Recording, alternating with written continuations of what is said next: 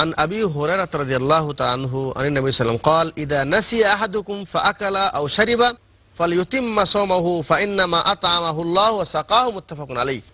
আবু হুরায়রা রাদিয়াল্লাহু তাআলা তিনি বলেন, রাসূলুল্লাহ সাল্লাল্লাহু আলাইহি ওয়াসাল্লাম বলেছেন যে তোমাদের মধ্য থেকে কোনো ব্যক্তি যখন ভুলে যাবে সে রোজা আছে, ফাআকালা আও শারিবা, সে যদি খেয়ে ফেলে দেয় এবং পান করে ফেলে দেয়, ফালিউতিম্মা সাওমাহু, খাওয়ার পর মনে হলো আমি তো রোজা রেখেছি, পান করার পর মনে হলো আমি তো রোজা ছিলাম, পেট ভরেও যদি খায়, পেট ভরেও যদি সে পান করে, ফালিউতিম্মা সাওমাহু, তার রোজাটাকে সে পুরা করবে।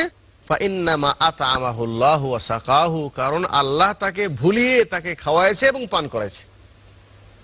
বুখারী মুসলিম হাদিস। তাহলে ইচ্ছা করে খেলে এবং পান করলে রোজা ভেঙে যায়। এখানে আরেকটা জিনিস লক্ষণ, সেটা হলো যেমন মুখ দিয়ে খেলে যেরকম ভেঙে যায়, কেউ যদি ইনজেকশন দ্বারা কোনো জিনিস, খাদ্য বা শক্তিশালী জিনিস যদি শরীরে সে পুশ করে, তাহলে এর দ্বারাও রোজা ভেঙে যাবে।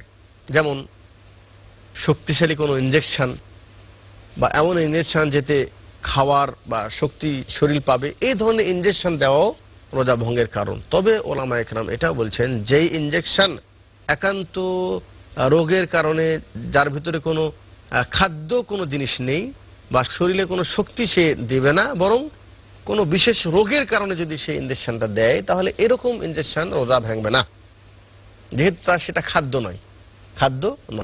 তাহলে খাওয়া এবং পান করা, ইচ্ছা করে খাওয়া এবং পান করলে রোজা ভেঙে যায়। অনিচ্ছায় ভুলে যদি পেট ভরেও কেউ খায়, পান করে, তাহলে এর দ্বারা রোজা ভাঙবে না।